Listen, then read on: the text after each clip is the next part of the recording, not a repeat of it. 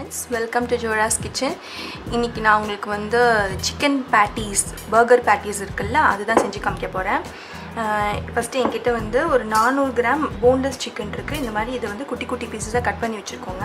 இந்த மாதிரி ஒரு பெரிய blender எடுத்துக்கோங்க. உங்ககிட்ட ஃபுட் ப்ராசஸர் இருந்துச்சுனாக்கா நீங்க அதை தாராளமா யூஸ் பண்ணலாம். என்கிட்ட இல்ல, அதனால நான் வந்து நார்மல் blender தான் யூஸ் பண்றேன். இப்போ இதுல வந்து நம்ம chicken-ஐ போட்டுட்டு இதுக்கு தேவையான salt, நான் கொஞ்சமாக சுகர் ஆட் பண்ணுறேன். ரொம்ப போட்டுறாதீங்க, மைல்டாக போட்டுக்கோங்க. கொஞ்சமாக ஆரிகானோ, ட்ரைடு ஆரிகானோஸ் இருக்குல்ல அது வந்து 1 டீஸ்பூன். அதுக்கப்புறமா கார்லிக் பவுடர். உங்ககிட்ட கார்லிக் பவுடர் இல்லைனா நீங்கள் நார்மல் கார்லிக் இருக்குல்ல, பூண்டு, முழு பல்லு பூண்டு இருக்கு இல்லையா, நீங்கள் அதை கூட ஒரு 4 பல்லு சின்ன பல்லாக நான் போட்டுக்கலாம். ஸோ அதில் வந்து ஒரு 2 டீஸ்பூன் அளவுக்கு போடுறேன். இது கூட வந்து காரத்துக்கு கொஞ்சமாக பெப்பர், அது கூட ஒரு 3 பச்சை மிளகா, சின்ன பச்சை மிளகாவாக 3 போடுறேன். கொஞ்சமாக கொத்தமல்லி தலை, ரொம்ப போட்டுறாதீங்க, கொஞ்சம் தான் தேவை. கொஞ்சமாக ஆலிவ் ஆயில் ஒரு 2 டேபிள் ஸ்பூன் போட்டால் போதும், அதுக்கு மேலே போட வேண்டாம். ஏன்னா நம்ம எப்படியும் இது வந்து கிரில் பேனில் டோஸ்ட் பண்ணி எடுப்போம். இது கூட வந்து நீங்கள் ஒரு 1/4 கப் அளவுக்கு பிரெட் க்ரம்ஸ் எடுத்துக்கோங்க. உங்ககிட்ட பிரெட் க்ரம்ஸ் இல்லைனா கூட பரவாயில்ல, ஒரு ஸ்லைஸ் பெரிய சாண்ட்விச் பிரெட் இருக்குல்ல அதை கூட நீங்கள் கட் பண்ணி இதோட சேர்த்துக்கலாம். ஏன்னா இது எல்லாமே நம்ம ஒன்றா போட்டு அரைக்க தான் போகிறோம். ஸோ இதை பிளெண்ட் பண்ணிவிட்டு வந்து உங்களுக்கு காமிக்கிறேன். இந்த மிக்ஸ்சர் கூடவே நான் கொஞ்சமாக, அதாவது ஒரு சின்ன வெங்காயத்தில் பாதி தான் போட போகிறேன். பாதி வந்து இந்த மாதிரி டைஸ் பண்ணி போட்டுக்கோங்க. ரொம்ப வெங்காயம் போட்டுறாதீங்க, அது ரொம்ப ஒரு மாதிரி காரம் கொடுத்துரும். ஸோ கொஞ்சமாக இது கூட அதை போட்டுட்டு இப்போ நம்ம மறுபடியும் அதை நல்லா பிளெண்ட் பண்ணிக்கலாம். ஸோ எல்லாமே நம்ம வந்து பிளெண்டரில் போட்டு நல்லா மிக்ஸ் பண்ணியாச்சு. இப்போ இது ஒரு பவுலில் நம்ம ட்ரான்ஸ்ஃபர் பண்ணிக்கலாம். இந்த மாதிரி தான் இருக்கணும் கன்சிஸ்டன்சி. பார்த்தீங்களா, கையில் பிடிச்சா இப்படி ஒட்டவே இல்லை என் கையில், பார்த்தீங்களா, இந்த மாதிரி தான் இருக்கணும். நீங்கள் ஓவராக ஆனியனோ இல்லை ஆயிலோ போட்டுட்டிங்கன்னா ரொம்ப வாட்டரி ஆகிடும். உங்களுக்கு பேட்டி உருட்டி தட்டி போடுறதுக்கு கஷ்டமாயிடும். ஃப்ளேவருக்காக ஒரு பாதி லெமன் புழிஞ்சிக்கிறேன். உங்களுக்கு வேணும்னா இந்த ஸ்டெப்பை நீங்கள் ஸ்கிப் பண்ணிடலாம். ஸோ இது போட்டுட்டு நம்ம இதை ஒரு மிக்ஸ், நல்லா ஒரு வாட்டி லெமன் போட்டதுனால ஒரு வாட்டி மிக்ஸ் பண்ணிக்கலாம். ஸோ இது நல்லா பிளெண்ட் ஆகிடுச்சு ஒரு இதுவாக. உங்களுக்கு இன்னும் எக்ஸ்ட்ரா ஃப்ளேவருக்கு நீங்கள் வந்து பாப்ரிக்கா பவுடர் இல்லைனாக்கா சில்லி ஃப்ளேக்ஸ் அந்த மாதிரி கூட நீங்கள் எக்ஸ்ட்ரா ஃப்ளேவருக்கு ஆட் பண்ணிக்கலாம். பட் இதுவே எனக்கு போதும், அதனால் இதோடு நான் ஸ்டாப் பண்ணிக்கிறேன். ஸோ இந்த மாதிரி ஒரு பேக்கிங் ட்ரேயில் ஒரு பார்ச்மெண்ட் பேப்பர் இல்லைனாக்கா ஒரு பட்டர் பேப்பர் போட்டு லைன் பண்ணிக்கோங்க. கையில் நல்லா ஆயில் க்ரீஸ் பண்ணிக்கோங்க. கிச்சன் வெயிங் ஸ்கேல் எடுத்திருக்கேன். இதில் தான் நான் பேட்டிஸ் எல்லாமே ஈவனாக வரதுக்காக நான் வந்து ஒவ்வொரு பாலும் இதில் மெஷர் பண்ணி தான் போட போகிறேன். இது வந்து digital weighing scale. So grams கொடுத்து போட்டுக்கலாம். ஓகே, நான் வந்து என்னோடய பர்கர் பன் வந்து பெருசாக இருக்குது. ஸோ ஒரு கரெக்டாக அதில் 50 கிராம்ஸ் இருக்குது. ஸோ 50 கிராம்ஸ் எல்லா பால்ஸும் நான் உருட்ட போகிறேன்.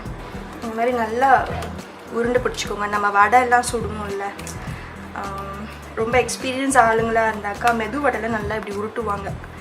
ஸோ அந்த மாதிரி நல்லா உருட்டிட்டு ஆஸ் யூஷுவல் வடை தட்டுற மாதிரியே, நம்ம கட்லெட் வடை தட்டுற மாதிரியே, உங்களுக்கு தின்னா வேணும்னா தின்னா, இல்லைனாக்கா கொஞ்சம் திக்காக வேணும்னா திக்கா, அந்த மாதிரி நீங்கள் உங்களோட இஷ்டப்படி நீங்கள் போட்டுட்டு இந்த மாதிரி ரவுண்ட் பண்ணிக்கோங்க. அவ்வளோதான், சிம்பிள். ஸோ இதில் வந்து நம்ம என்ன பண்ண போகிறோம்னா, உங்களோட தம் ஃபிங்கரை வச்சு லைட்டாக இப்படி அமுக்கி விட்டுக்கோங்க. இது எதுனாலனா நம்மளோட பர்கர் பேட்டி வந்து ஈவனாக குக் ஆகும்.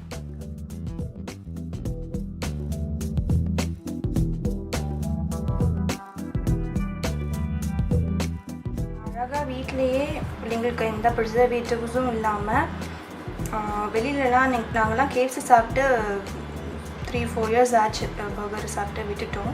ஸோ வெளியில் பர்கர்ஸ் நம்ம குழந்தைங்களுக்கு வாங்கி கொடுக்குறது இல்லை. அக்கேஷ்னலி ஓகே ஃபைன், நம்ம இங்கே சாப்பிட முடியாத சுச்சுவேஷன் அமையும் போது நம்ம அது மாதிரி வாங்கி கொடுக்கலாம். பட் அடிக்கடி பிள்ளைங்களுக்கு பர்கர் ரொம்ப பிடிக்குதுன்னா இந்த மாதிரி நீங்கள் வீட்டில் பண்ணி கொடுங்க. ரொம்ப சிம்பிள். வெளியில் கிடைக்கிற இதில் வந்து கண்டிப்பாக கொஞ்சம் ப்ராசஸ்டு சிக்கன் தான் போடுவாங்க. இது நம்ம ஃப்ரெஷ்ஷாக வாங்கின சிக்கன். லன்ச் பாக்ஸ் கூட அவங்களுக்கு அழகாக வச்சு விடலாம். அந்த மாதிரி பர்கர்ஸ் பண்ணி ரொம்ப ஹாப்பி ஆகிடுவாங்க பர்கர்ஸ்லாம் சமைச்சோன்னா. என் கை ட்ரை ஆகிடுச்சு, அதனால் இன்னும் கொஞ்சம் நான் ஆயில் வச்சு க்ரீஸ் பண்ணிக்கிறேன். ஸோ டோட்டலாக எனக்கு வந்து 400 கிராம்ஸ் சிக்கனில் எனக்கு வந்து 10 பேட்டிஸ் கிடச்சிருக்கு. இதை வந்து நம்ம இப்படியே க்ரில் பண்ண முடியாது ஸ்டவ்வில். அதனால் நம்ம ஒரு 1/2 hour to 1 hour ஃப்ரிட்ஜில் வந்து ரெஃப்ரிஜிரேட் பண்ணிவிட்டு அதுக்கப்புறமா நம்ம க்ரில் பண்ணலாம். பண்ணும்போது உங்களுக்கு காமிக்கிறேன்.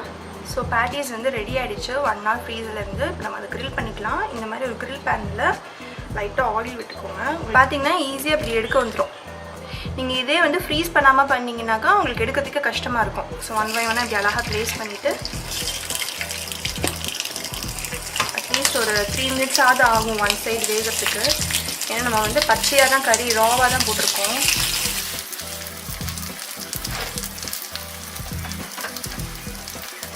ஸ்லோவாக இந்த மாதிரி திருப்பி போட்டுக்கோங்க. பார்த்திங்கன்னா நல்லா க்ரில் ஆகி வந்திருக்கு, ஜூஸியாக இருக்குது. கண்டிப்பாக ஒரு 3 minutes இந்த மாதிரி லோ ஃப்ளேமில் வச்சு குக் பண்ணுங்கள். ஏன்னா நம்ம ரா மீட்டு போட்டிருக்கிறதுனால கொஞ்சம் லேட்டாக தான் ஆகும். பாருங்கள் 2 பக்கமும் நல்லா டாஸ் ஆகிடுச்சு. இது நம்ம எடுத்துடலாம். இப்போ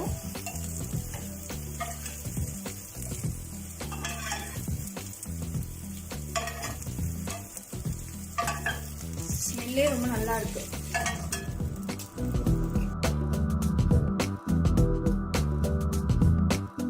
ஸோ ஒரு பர்கர் இது மாதிரி கட் பண்ணிக்கோங்க நடுவில்.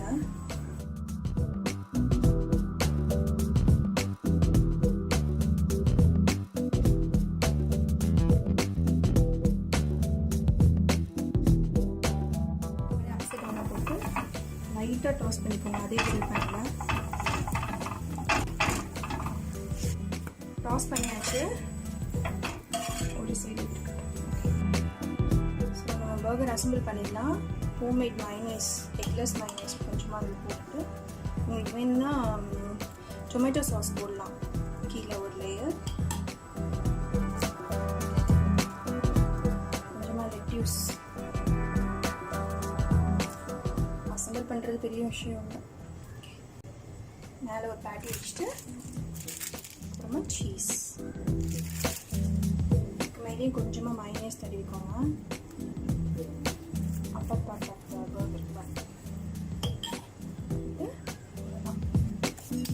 சூப்பராக ஒரு பர்கர் பன் வீட்லேயே நல்லா சூப்பராக ரெடி ஆகிடுச்சு. இந்த பன் வந்து நான் வெளில தான் வாங்கினேன். ஸோ பேட்டி வந்து பார்த்திங்கன்னா நல்லா வீட்டிலே ரெடி பண்ணிட்டோம். கண்டிப்பாக இது வந்து வீட்டில் நீங்கள் ட்ரை பண்ணி பாருங்கள். டெஃபினட்டாக கிட்ஸுக்கு ரொம்ப பிடிக்கும். ஸ்நாக் பாக்ஸ்லேயும் நீங்கள் இது மாதிரிலாம் குட்டி பன் வாங்கி வச்சு விடலாம். ஸோ இந்த வீடியோ பார்த்ததுக்கு மிக்க நன்றி.